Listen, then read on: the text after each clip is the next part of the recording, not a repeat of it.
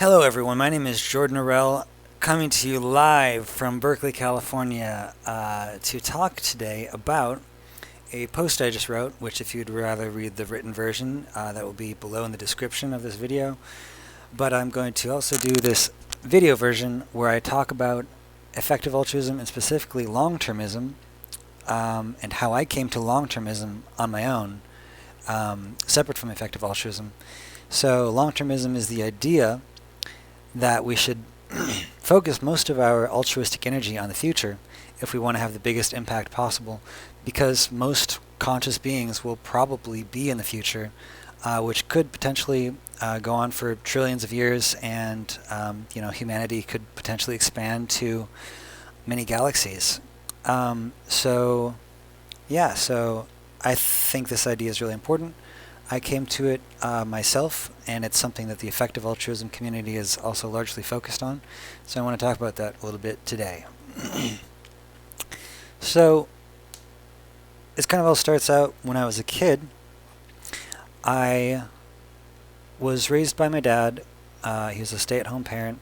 He was a really great dad. I loved him a lot, and he was really obsessed with being a good parent, actually, and he was a very good parent, very patient, very empathic, very understanding, very forgiving.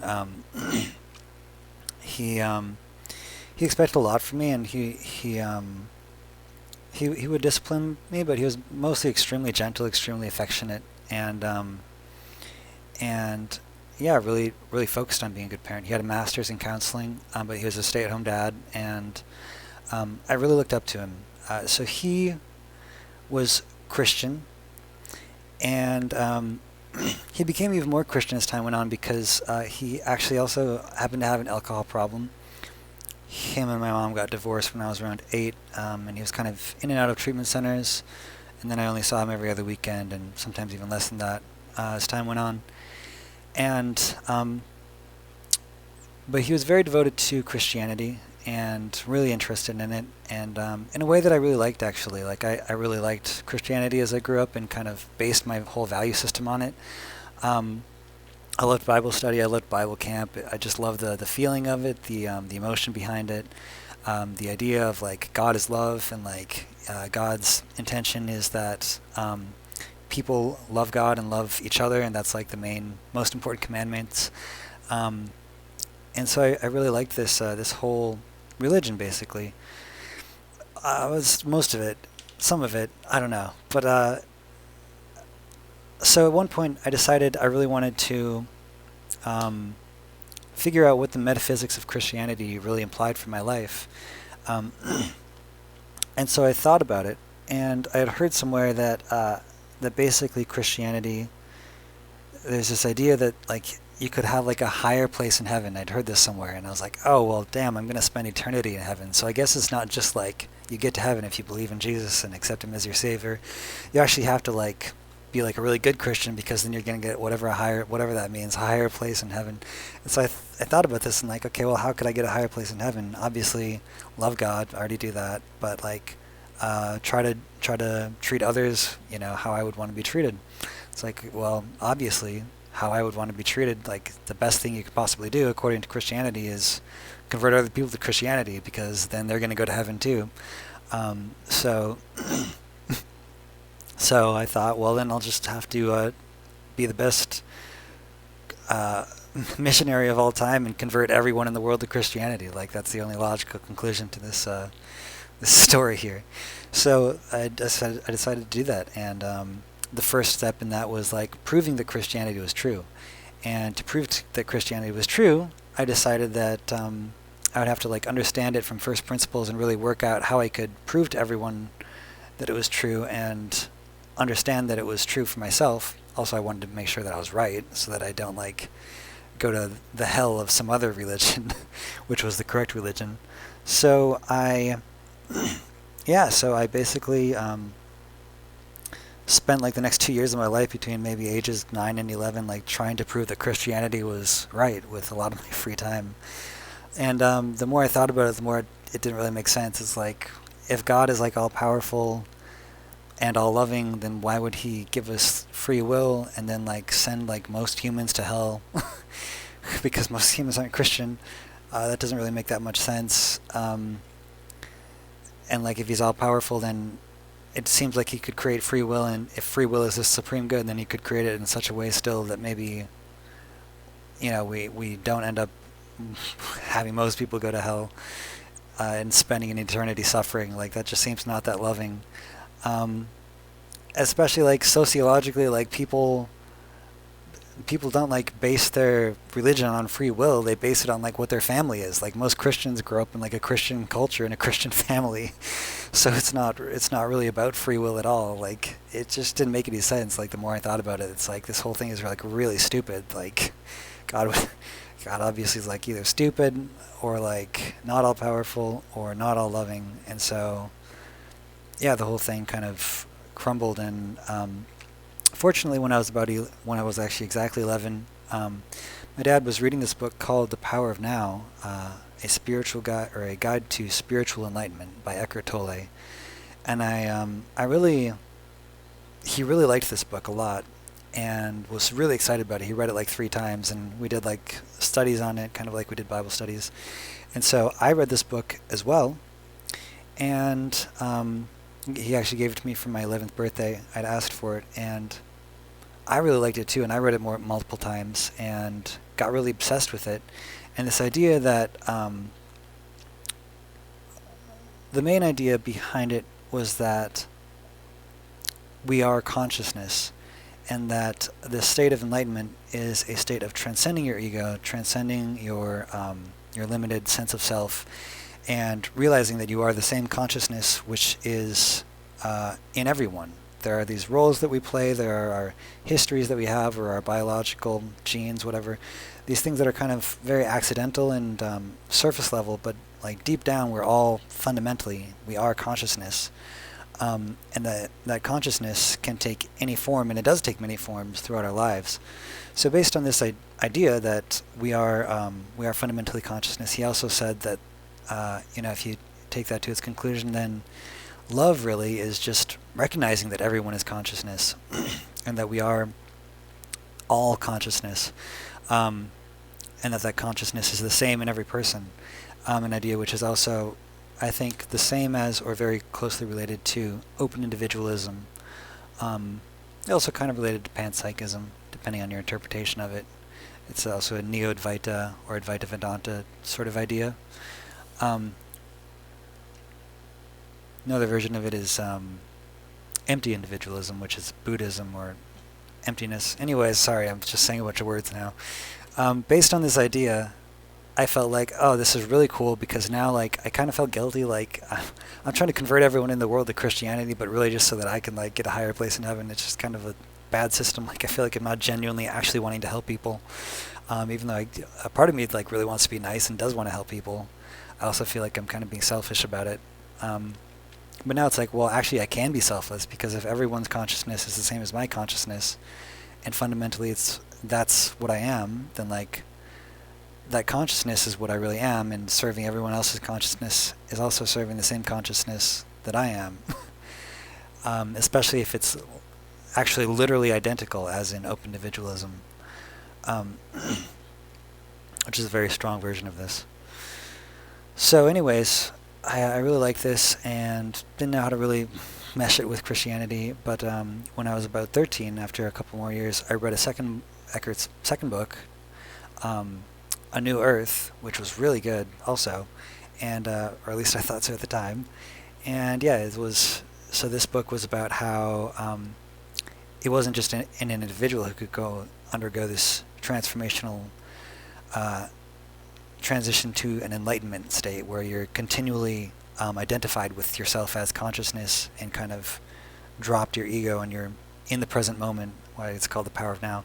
But actually everyone could undergo this. We could become a new heaven and a new earth, and which is a Bible phrase which refers to this kind of second coming of actually I don't know, it's a new age thing as much as anything, a new age, new earth, whatever. This idea that that there's going to be this transformation of humanity and this evolution of consciousness where everyone wakes up to their true identity as consciousness, and everyone in the world becomes enlightened, and there's this utopian sort of pre-fall, post-fall type state where everyone is enlightened. Everyone's in the state of bliss and contentedness, and they don't have any inner conflicts. There's no outer conflicts. Everyone is at peace and happy with their life as it is. There isn't any ego or self or conflict. So I really liked this. And most of all, actually, what was most important about this, perhaps for this story at least, is that he also had this idea that we actually had to undergo this transition. Some other Neo-Advaita type spiritual teachers and have had this idea as well, that we have to undergo this transition, because if we don't, we're basically going to destroy ourselves. We're going to either have a nuclear holocaust, or we're going to climate change is going to destroy us, or something else. And if we don't evolve in moral wisdom, or in consciousness wisdom, as much as we've evolved technologically, then we will not be able to survive. And this really impacted. Like, I took this very seriously. I'm like, oh wow, we're literally going to kill ourselves and destroy the world if we don't like evolve our consciousness and enlighten the world. And so realizing that this was like exactly what I was looking for. Oh, also in New Earth, he talks about how religions are essentially belief systems. They're bundles of thought that might help you get closer to God if you really use them in the right way, but often it might actually get in the way of your direct experience of divinity or spirituality. And so religion can be a help or a hindrance, as long as you don't make the belief system primary. So realizing this, I decided to just drop the belief system completely, which I did in favor of Eckhart Tolleanism, I guess, or New Ageism, which may or may not have been a good transition. I think it was a step up. And yeah, so the years following this, I got really obsessed with spirituality. I read about it just like crazy. I thought about it all the time, until I was 14 and I had a psychotic break. And then I was taking some meds to kind of help prevent that from happening again. But then I stopped taking my meds so I could pass some standardized tests and score really high and get into good colleges, because I felt like they slowed me down. And I actually scored very, very low because I was in a psychotic state when I took the test. And so it didn't go very well.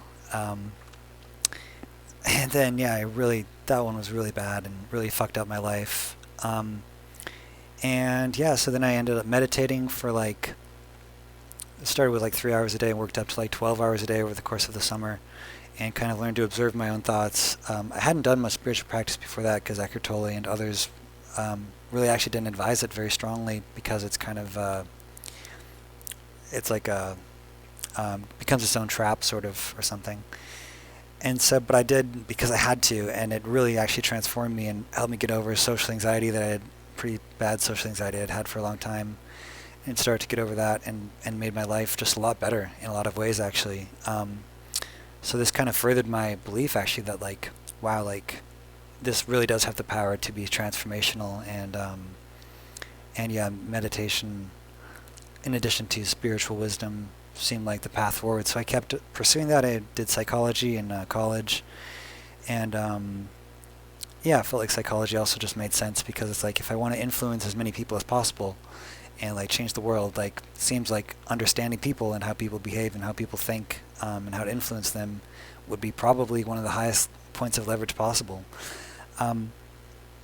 So I studied psychology and got a bachelor's in psychology.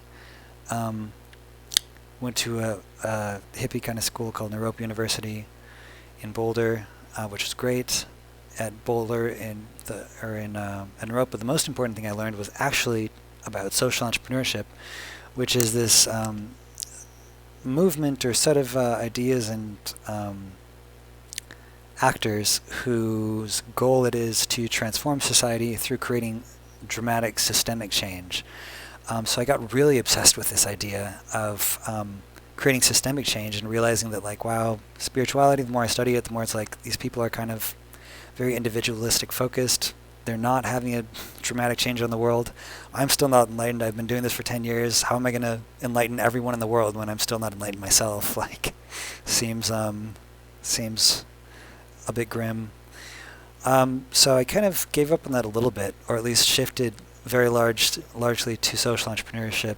And I wrote my thesis on altruism and how we should reconceptualize it as something that's generative and systemic and really creating transformational change rather than like being self-sacrificial, which is what the current psychological literature basically says about altruism. It's a state of self-sacrifice, which I think of it as not sacrificing at all. It actually enhances your well-being and generates such an enormous positive sum. I mean, someone who creates a business can be incredibly altruistic, or a social entrepreneurial venture that might actually still generate money for themselves, but also transform the world at the same time. So I wrote this thesis, and I heard about effective altruism at the time. My impression was that it's basically like earn to give as much money as you can, and then donate it to Against Malaria Foundation to distribute bed nets, which is great. I loved it. Really cool idea, and it just seemed like not quite as. It didn't seem to solve existential risk. It didn't seem to have any bearing on existential risk, really, which I also wrote about in my thesis, that, it seems like the world could end because the situation is getting pretty crazy, and crazy technologies are coming that are dangerous and already causing global warming and the potential for nuclear war. So anyways, I kind of brushed effective altruism to the side, like, oh, this is interesting, this is cool. I have always planned to earn to give and become fabulously wealthy and donate what I pretty much everything I earn to the most effective way I can find of using money. But it just seemed like effective altruism, didn't have that much to offer me. So for the next few years, I studied social entrepreneurship like crazy. Studied business, studied more psychology, studied futurism, studied philosophy, studied economics. Everything I could think of that would help me figure out how to change the world and prevent the extinction of humanity. And I actually wrote a book on this topic about a year ago on basically broad long-termism, which is like approaches to preventing existential risk that aren't like super targeted, like targeted toward either climate change or nuclear war or artificial intelligence risk or biotechnology risks.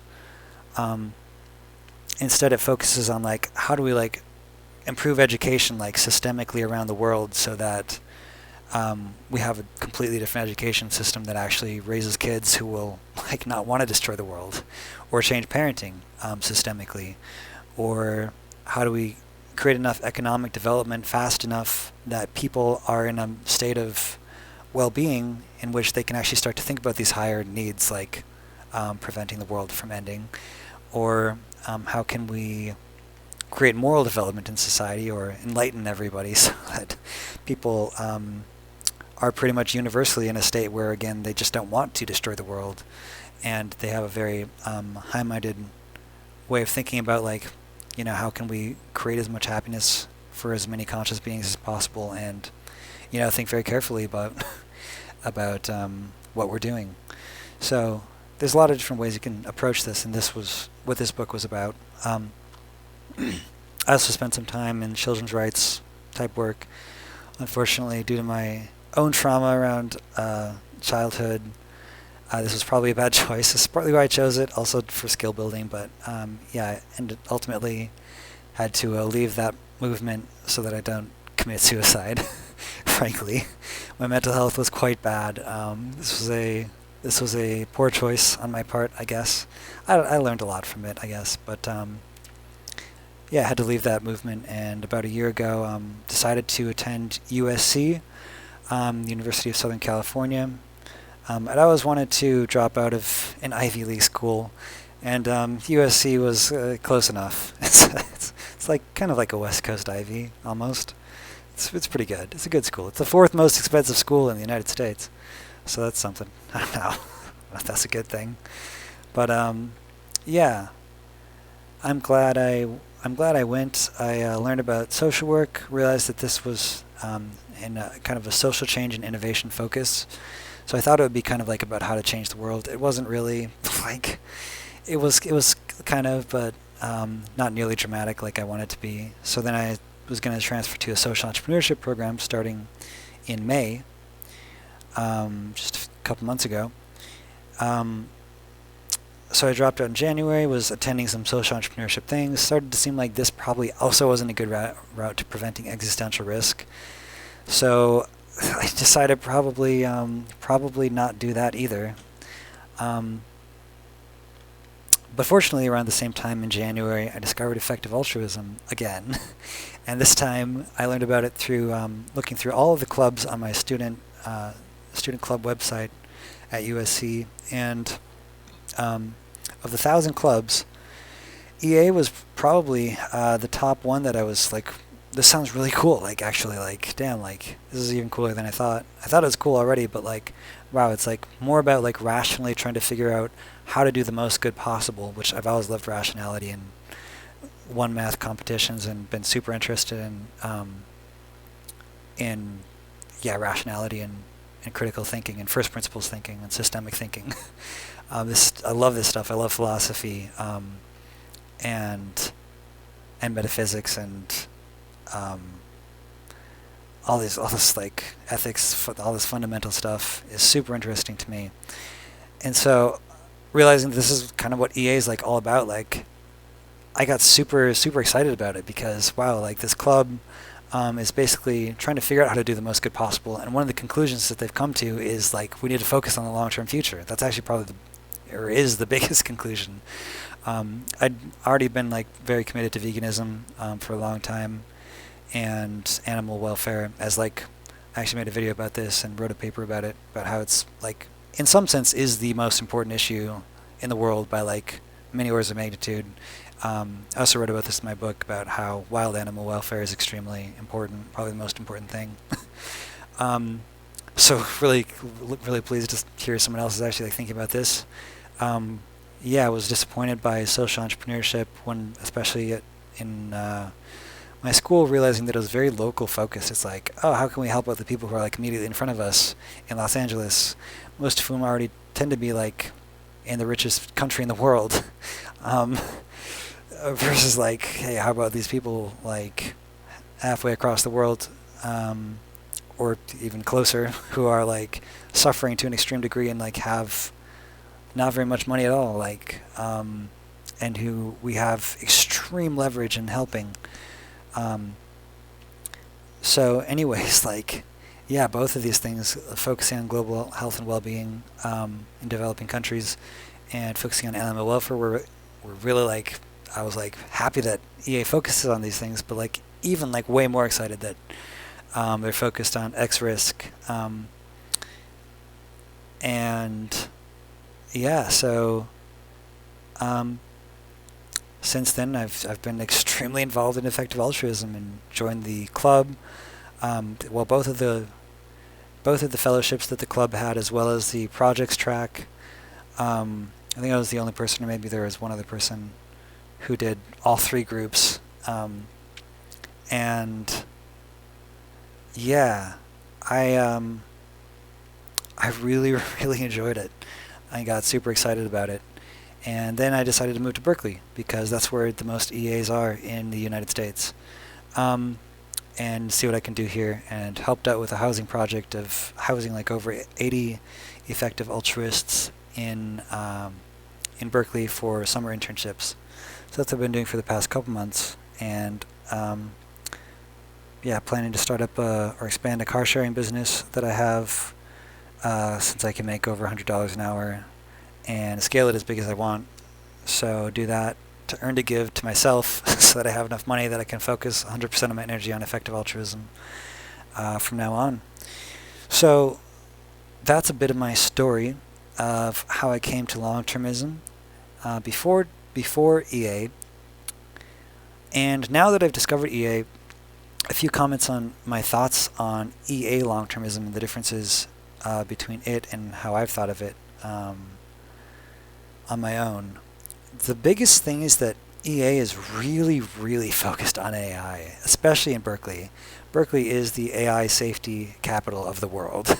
And so it's a very, very primary focus in Berkeley, which is great. It's cool. I'm glad it is. But also, like, yeah, so my approach was very broad long-termist, and the reason for this, there's this paper that Nick Bostrom wrote called The Vulnerable World Hypothesis. It's a very good paper. He did an excellent job with it, although I disagree with him on some points. He comes to the conclusion that the best solution is like universal, like extreme surveillance. I think is one of his, and I'm like, well, you had the other idea, which is to like create like universal moral development. He seems to think this is intractable. I don't know if extreme surveillance is the best solution either. Although I do like open data and extreme open data and Internet of Things. Anyways, so this idea that the idea of this paper, which I agree with and had kind of been thinking along the same lines of myself, is that as technologies advance, it's going to be harder and harder and harder to defend against certain super advanced technologies. Like, say someone figures out how to create stable black holes and then weaponize them, and then like, how do you defend against that if there's a apocalyptic terrorist who decides that the world should end and this is 100 or 1,000 or 1,000,000 years in the future, and they just create like I don't know, an army of 3D printers across a huge number of places that create a bunch of black holes and just like consume like all intelligent life. Something like that, I don't know. Or you could maybe do the same thing with nanotechnology if it ends up that's extremely hard to defend against. Self-replicating tiny nanobots like atom-sized that are close to that just consume the entire all the matter in the universe, converting them all into nanobots in a Grey Goose scenario. That might, if that's like weaponized and done on purpose, it might be really difficult to defend against. There's probably, I don't know, dozens of different super advanced technologies. Sorry, I got to be done soon. It's my bedtime. There's probably dozens of these like super advanced technologies that some of which we haven't even thought of. Advanced computer viruses, when everything is uploaded to the virtual world and there's like a super advanced computer virus, or a super advanced autonomous weapons with AI integrated into them, weaponized AI. It's possible that any of these things, and there could be, again, many more, are much more difficult to defend against than they are to create. And if that's true, then it seems like someone who's trying to end the world would have an extreme upper hand, and there's this massive bias for offense over defense. In which case, if there's virtually any future hyper advanced being who's like infinitely more intelligent than we can imagine, and again, in expectation there are going to be hopefully trillions and trillions and trillions of such beings over the course of trillions of years, and if the vulnerable world hypothesis is correct, this only has to happen once, and then they can create a self-replicating army that is pretty much impossible to stop. And maybe you can surveil all of space and time, or just dramatically curtail beings so that they don't have that level of intelligence, or something else like incredibly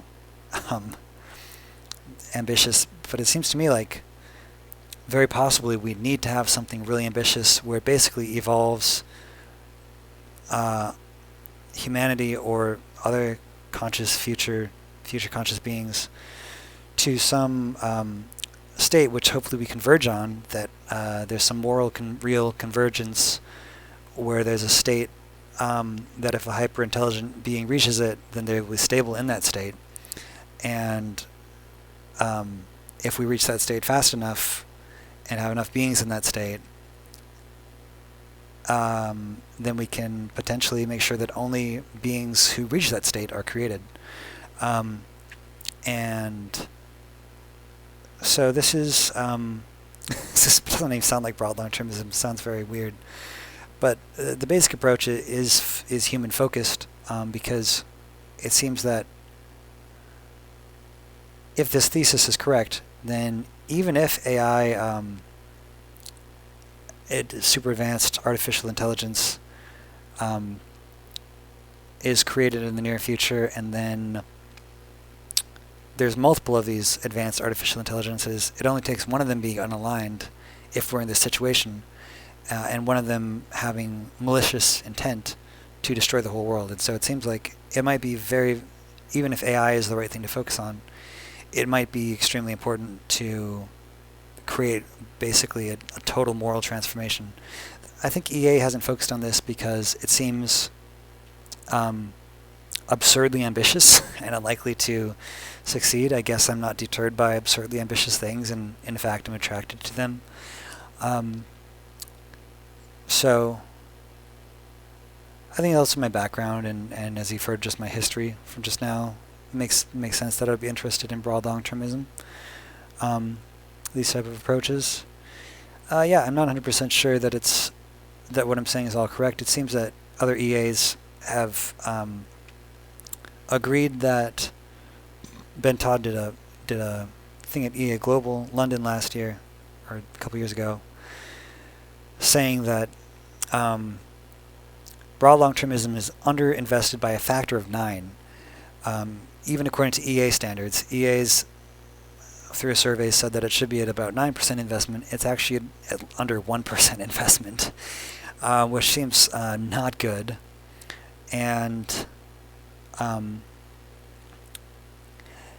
yeah, and so even according to EA Lights, it seems like it's far underinvested.